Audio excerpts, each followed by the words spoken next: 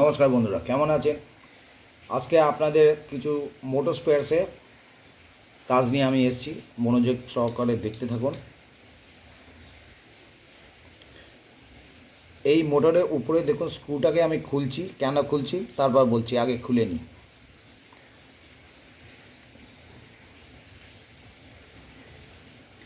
এই মোটরের উপরে যেখানে বডিতে এটা লাগানো ছিল, বডিতে লাগানোর সময় এটা কি হয়েছে,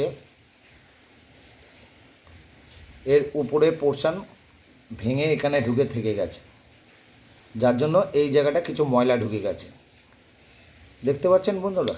এই দেখুন, যার জন্য এটা ফ্রি চলছিল না।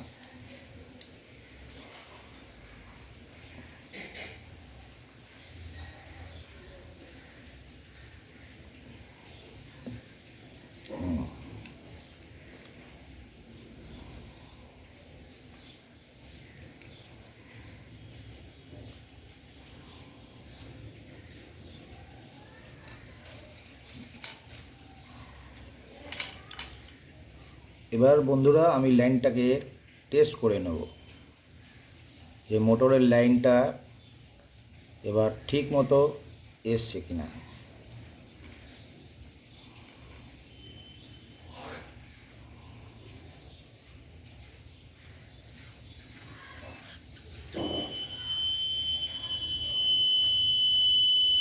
চলে এসছে।